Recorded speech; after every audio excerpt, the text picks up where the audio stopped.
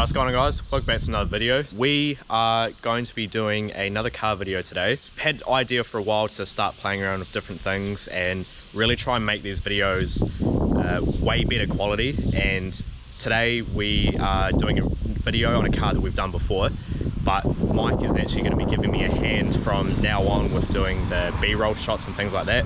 He's got a really good camera and he's did an edit about a week ago? Yeah, about a week ago, yeah. About a week ago, and his first ever edit was a million times better than anything I've ever done before. Also going to be changing sort of the format on how we do videos like this from now on. This is sort of like obviously the first video that we're going to do like this and sort of play around with it, but let us know how you guys think of it, any suggestions that you think we can make it better. But yeah, pretty excited about the future of these kind of videos. We've done a video on this before. What, how long ago was that now? That was when we met. It was probably over a year ago now. Yeah, the end of 2019. So yeah, not last year but the year before, and about sort of November-ish is when we done it. It's funny, I actually watched it again the other day, and basically everything that I was talking about that I was going to do to the car I pretty much have done now. So it's actually good that we're going over it again, because quite a bit has changed. Yep. So quite a lot has changed. It's still, obviously it's still 4K. That is going to change.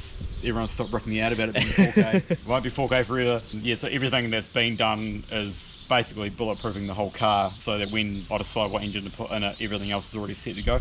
Personally, I think it's been the best way to do it, because anything you change on the car, you can keep driving the car because it's still got the reliable 4K in it. So I'm changing stuff, driving it, adjusting stuff, and basically just dialing everything in. So when the new motor goes in, it's just ready to go. Yeah.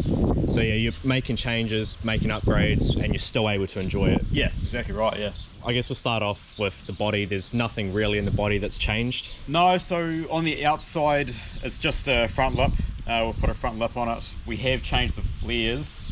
I say we because I fit and buy the parts, but I have like mates and stuff paint and do other bits and bobs. So I got another set of flares in, and another thing I was getting ripped out about was the the flares not following the arch line. Now they do follow the arch line in the back now. The reason that I do this is personal preference. I'd rather have, so with a Corolla, the front arch line, it's actually higher than the rear. So if you match both arches where they should be, it will look way higher in the front than it does in the rear. I personally would prefer that the guard gap remains the same between the front and the rear. It just looks better in my opinion, so yeah, that's why I've done that. I definitely agree with that.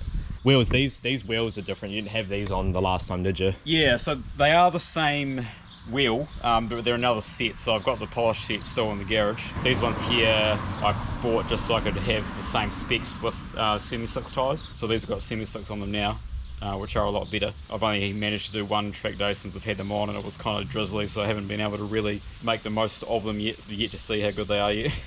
Yeah, personally I think the black wheels with the green definitely is a cool combo. Yeah, it looks cool. It's definitely a personal taste. I like it. A lot of people don't like it because it sort of gives it a bogan sort of vibe, but I like it. Bogan vibe, but this is by far one of the cleanest Corollas around. Yeah, for sure. Has anything changed on the suspension? I know you've changed some shit with the brakes. Yeah, so suspension is the same.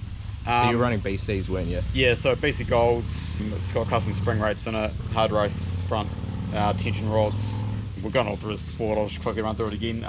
T3 lower control arms, T3 roll center adjusters, adjustable end links for a white line, adjustable sway bar. Very similar setup to the rear, so the rear has basically everything that the front has. Adjustable white line sway bar, end links, hard race 4 link that's adjustable, panhard bar. It's had the pickup points for the top arms raised in the body so that the arms stay level. Same with the bottom, they've had an extension welded onto the bottom shock mount so that the bottom arms are straight as well. We'll put footage stuff of that so you can see it and stuff as well, but yeah, aside from that, nothing actually has really changed suspension wise since last time. The brakes is where it has changed though, so I ended up getting a Hilux diff for the rear, so it now has a Hilux diff with a Cars 1.5 weight LSD, and for brakes we have S13 rotors that are slotted, and we have a dual caliper set up on the back, so it's Wilwood 2-piston caliper for the foot brake, because it's mainly for circuit stuff. It's not really for drifting at this point until it gets a different motor in it. Yeah. But yeah, then the second caliper is currently it's for the park brake, which is just a standard S13 caliper, but that'll be used for a hydro as well at some point. So it's the car overall is pretty well sorted at the moment. It's pretty much exactly where I want it to be. Nothing much changed in the interior? Nah, nothing at all, just the seats. So it's just got Race Pro bucket seats in the front now. Nothing else has changed on the inside.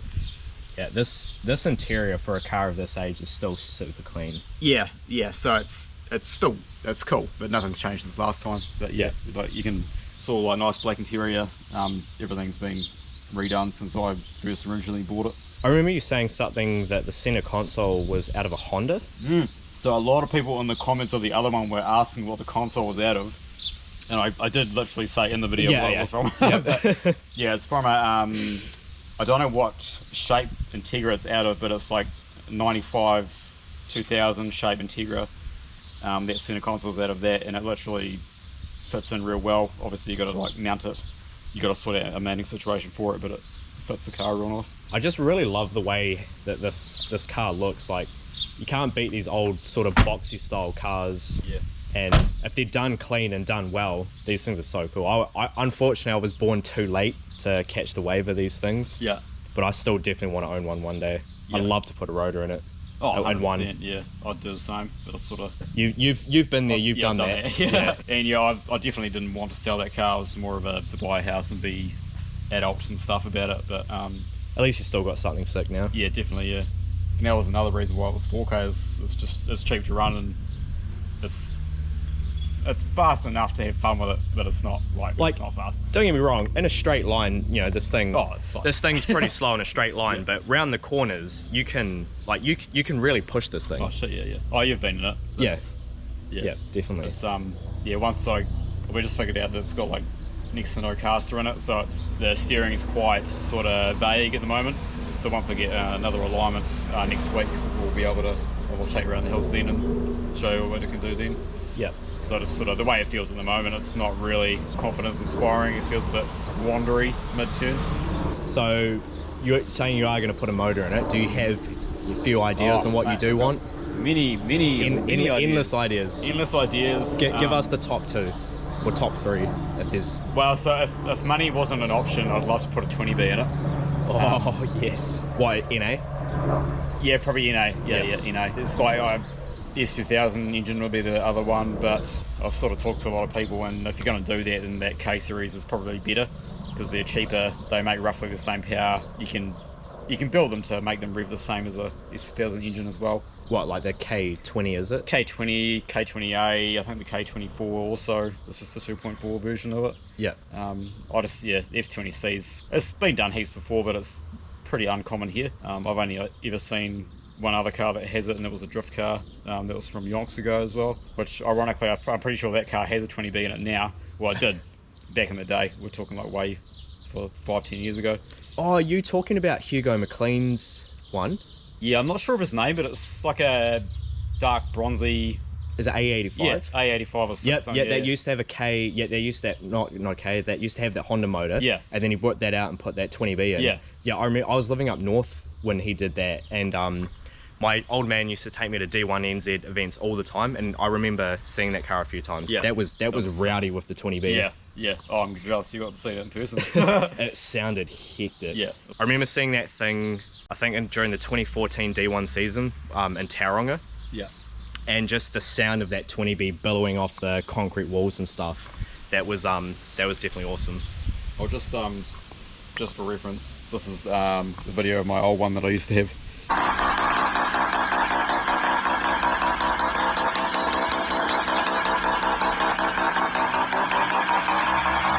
Sounds so good. Yeah. So I definitely rode a nut. Love rotaries, but yeah. Oh, I guess that's pretty much going to wrap it for this portion of the video. So I am going to start trying to actually con people into letting me drive their cars around the hills and stuff, so we can get a proper review type video going, and yeah, get to drive some cool cars. And I'm looking forward to driving this. Like I said, it's not that fast in a straight line, but around the hills this thing moves. So guess go for a drive. So.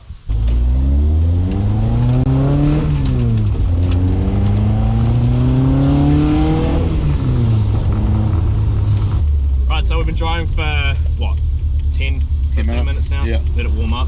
Yeah. We're almost at the base of the hills. It's all good to go. Cameras are good. Engine bay mic's all good. It's not on yet, but we'll fucking run it, see what happens.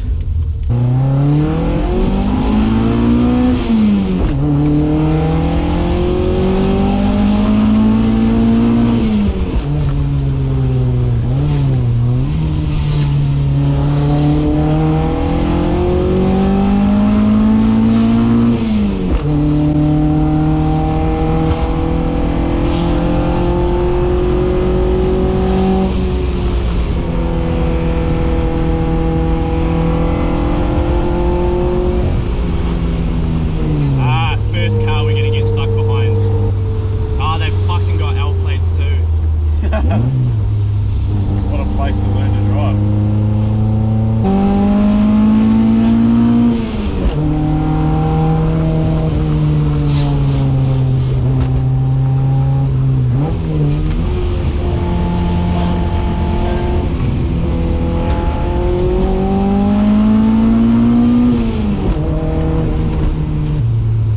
I feel like this is going to be a common theme. Yeah, I'm just speechless of your driving, it's so good. This car is a lot of fun to drive. Like we've said, it's slow in a straight line, but around these corners, like obviously I'm driving it like a bitch, I'm not used to it yet, but yeah, no, this thing is definitely a cool car to drive. You just feel fucking cool when you're driving it too. Yeah. It'll be a lot better when we get the alignment sorted out, but that's good enough to have fun with it now anyway.